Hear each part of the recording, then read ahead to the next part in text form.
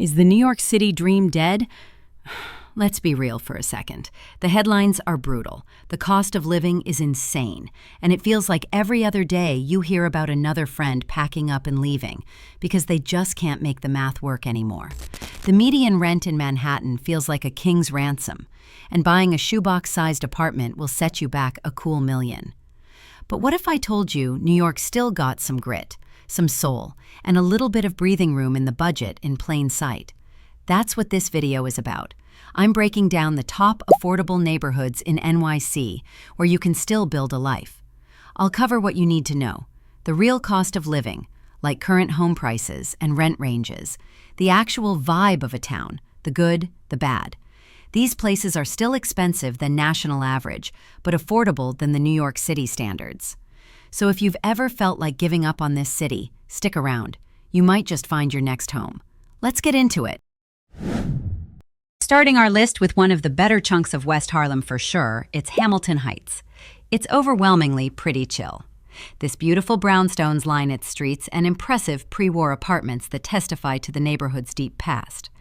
It maintains a slow and easygoing communal character. In terms of connectivity to the rest of New York City, easy access to the subways as well as a number of bus lines makes it very convenient for an area so far uptown. If you catch the A or D express trains and go from the 125th Street station to the Columbus Circle station, it's probably 20 minutes or less from Midtown, or even W4. There are plenty of nice, quiet blocks, especially along Convent Avenue, situated just north of City College. The neighborhood has a lot of space compared to downtown Manhattan, but some people may feel the area is missing the basics, like top-tier shopping or dining, but lots of good restaurants. Cost of living in Hamilton, New York, based on the Economic Research Institute Cost of Living Index, is 9% less expensive than the national average, and Hamilton gets a Best Places cost of living score of 84.7. And the median home price is $525,000, while median household income is $65,000. Median rents are around $2,400 to $3,300 for all available units. All in all, though, Hamilton Heights is a reasonably priced, active, and lively place to live. A major draw is the neighborhood's proximity to the massive Riverbank State Park. This isn't just a patch of grass. It's a 28-acre facility built on top of a water treatment plant with incredible views of the Hudson River. Generally safe, but there are a couple of disadvantages. The area has gotten better, but some blocks have crime problems, especially at night. You'll see homeless people and junkies, but it's mostly lots of families and plenty of gentrifiers and Columbia diaspora. The other thing I really don't like living on Broadway in the 140s is the teenagers who light off loud fireworks at night all summer. But you get used to it. Next one is the Sunset Park. It's a Brooklyn borough about a half-hour drive from downtown Manhattan. Sunset Park is one of the largest parks in Brooklyn, and the neighborhood also has amazing views of the Manhattan skyline, the Statue of Liberty, and the Verrazano Narrows Bridge. Located in southwestern Brooklyn, Sunset Park is a true melting pot. The neighborhood is defined by two vibrant cultural hubs: Brooklyn's first Chinatown, which thrives along 8th Avenue, and a dynamic Latin American community, with roots from Puerto Rico, Mexico, and the Dominican Republic, concentrated along 5th Avenue. Local transportation is provided by several bus lines, including the B63, which runs the length of 5th Avenue, and the B35 on 39th Street. The area provides housing at a great value, at least to New York standards, with median home prices ranging from $590,000 to $825,000. The average rent is $2,150 for a one-bedroom to $3,329 for a three-bedroom, and the median household income is about $90,000. Gentrification is slowly changing the demographics of the area. The community is a mixture of Hispanic residents along 5th Avenue with a growing Asian population around 8th Avenue. The industrial zone's close to 3rd Avenue, and a lot of the people live east of 3rd Avenue, where the scene is far more vibrant and lively. Japan Village in Industry City is a hallmark for all the foodies, especially for Japanese cuisine and groceries. It's often packed, but there's a great atmosphere that attracts tourists. Sunset Park is an exciting place to visit or live, and the reason for that is because it's a cradle of community and creativity, along with affordable housing and great transportation. Up next, we have Harlem, known for its unique legacy. From the art, music, and activism of the Apollo Theater, Harlem is big, with lots of pockets that feel a little different, but overall, it's lively and very neighborly, especially if you make any effort. Harlem isn't just one neighborhood, it's a collection of distinct areas. Neighborhood vibe and safety can change greatly from block to block. Central Harlem, around the historic 125th Street corridor. West Harlem, which includes Hamilton Heights, tends to be quieter and is known for its beautiful architecture.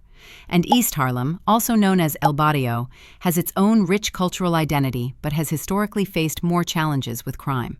While Central Harlem is busy and full of life, areas particularly around the busy 125th Street corridor and some blocks off Malcolm X Boulevard can feel chaotic and a little unsafe. The area around 125th has begun rapid gentrification, as demonstrated by the addition of a Whole Foods and Trader Joe's. The neighborhood is seeing improvements, but this has come with an increase in living costs that are affecting some long-time residents. Traveling is convenient, taking 20 to 25 minutes from the 116th Street subway station to Midtown West, and about 35 minutes to Union Square. Sources like Extra Space Storage state that Harlem's cost of living is approximately 25% lower than the city as a whole. The average home value in Harlem is around $770,000, though prices can vary significantly, with townhouses and renovated brownstones often selling for much more. The median household income in parts of Harlem is around $58,000.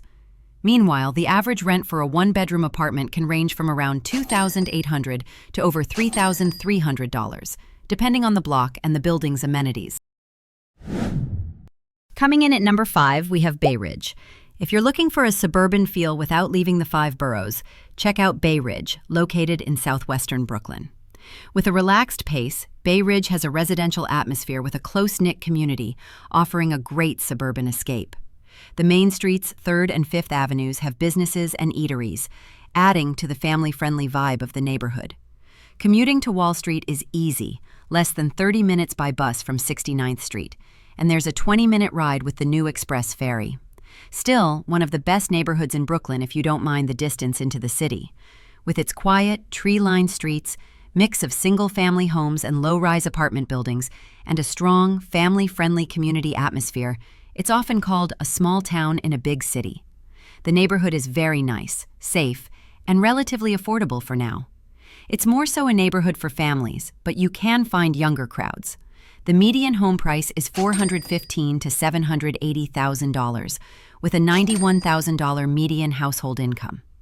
Renting a one-bedroom apartment costs around $1,800. The area south of 86th Street is more suburban, conservative, and calm, but Northern Bay Ridge is more liberal and diverse. For your everyday shopping, Supermarket Bilottti's on 5th Avenue is an excellent choice in the area, with a wide selection, great prices, and one of the best butcher counters in the region.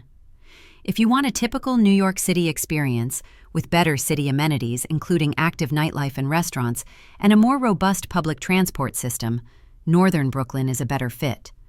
But for spacious and peaceful living, it's hard to beat Bay Ridge. Up next, we have Flatbush.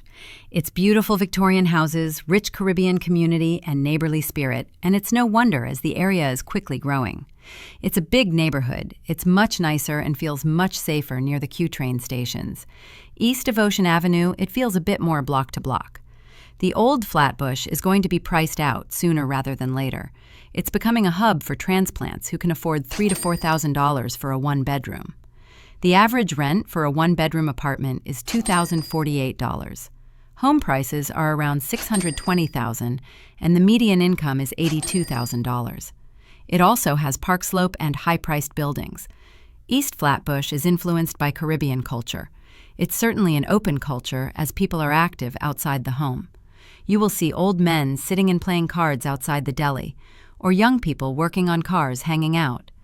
Every experience is unique, and living here can be right on the edge of gentrification, with the neighborhood progressively getting better over time. The residents enjoy the closeness to Prospect Park. The close community park vibe is a bonus to affordability, as the neighborhood can be a bit more run down as compared to the other, more expensive neighborhoods in Brooklyn. Iconic King's Theater was one of the many pieces of history we have in the area. The only downside is the commute, as Flatbush is a little farther from Manhattan, and the subway rides on the 2, 5, B, and Q lines can take quite a while. And some parts of Flatbush have a high crime rate compared to other neighborhoods in Brooklyn. Up next is a Brooklyn's historic gem with creative flair, Bed-Stuy. It's one of the most iconic places in Brooklyn, from its hip brownstones to its tree-lined streets. In the past, it used to attract a lot of creative people, like artists, writers, and musicians, and it still does. The neighborhood is rich in African American history and culture. It's in the northern part of Brooklyn, which makes it quite easy to travel to and from Manhattan. Broadway is easy to access, and while it is quite hectic, the city is only a short ride away. The J train provides a direct link to Lower Manhattan. The G train is fantastic for getting around Brooklyn and connecting to Queens, but it doesn't go into Manhattan at all. It's perfectly safe and has lots of great restaurants and nightlife options. It has cheaper rent than most parts of Brooklyn, and finding a parking spot is usually not a problem. In Bed-Stuy, the median home price is $950,000, with a median household income of $88,000. A one-bedroom apartment, on average, rents for $2,850 a month. It's a good area to live. There are a lot of young people living there now. What makes Bed-Stuy special is the hip energy combined with the old-world charm. It is one of the most creative and inspiring neighborhoods in Brooklyn, and for good reason. It is fascinating to see how much of the borough's past is evident and visible in Bed-Stuy, but parts of the neighborhood have higher crime rates, and some blocks are much safer than others. It is also fair to say most people do not like the aggressive gentrification that is pushing Bed-Stuy's longtime residents and lower to middle-income families. Moving further away from major parks like Fort Greene or Prospect Park is a loss, but not overly so. Still, parks like Saratoga a few blocks away and lively Bushwick and Ridgewood a short walk away. Next one is the safest neighborhood in all of Manhattan, Inwood. Located on the northern tip of Manhattan and offers a break from the busy Midtown and downtown areas. Within New York's most expensive borough, Inwood offers a slice of affordable living and break from the skyrocketing prices to the south. It is primarily a family neighborhood, lots of public and private schools. The best thing about Inwood are the parks, like Inwood Hill Park with a natural forest and salt marsh. It's the least gentrified part of northern Manhattan, and housing in Inwood is more affordable when compared to other parts of Manhattan. The median home price is around $480,000, and a one-bedroom's average rent is nearly $2,750. For Inwood, the median household income is about $88,000. If you live west of Broadway, not even on Broadway, it's fine. Not quiet, but fine. One of Inwood's best-kept secrets is its affordable and delicious food scene, which is deeply rooted in the neighborhood's vibrant Dominican culture. For just a few dollars, you can grab hot, crispy empanadas from street vendors along West 207th Street or on Sherman Avenue. The biggest trade-off for Inwood's affordability is the commute time, especially to Midtown. While the A Express train offers a direct and reliable one-seat ride to Midtown and downtown, it's one of the longest subway rides in Manhattan. A trip to the financial district can easily take an hour or more. Top of the list, we have Washington Heights. Located just south of Inwood, it's one of the most vibrant and affordable neighborhoods in Manhattan. The area is super quiet and family-friendly, including the most beautiful Fort Tryon Park and incredible views of the New Jersey Palisades and the George Washington Bridge. The community in Washington Heights is one of the most thriving in the city, and for good reason. It is a mostly lower-middle-class Hispanic area. Washington Heights is divided into 4 sections, east and west by Broadway and north and south by the George Washington Bridge. The east side is known for its higher energy and the more active streets, especially along St. Nicholas Avenue, with a lot of rental buildings and an energetic, vibrant street life. And the northwestern section has more cooperative buildings and some condos on Bennett Avenue and the river. The southwestern section has more activity than the northwestern side, but it is still beautifully tranquil. Like any place, the atmosphere can change block by block as new residents and longtime locals shape the feel of the neighborhood year after year. Washington Heights' cost of living month for a family is 13.9% less expensive than the national average.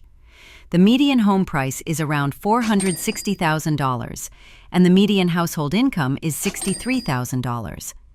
The average rent of a one-bedroom apartment is $2,450.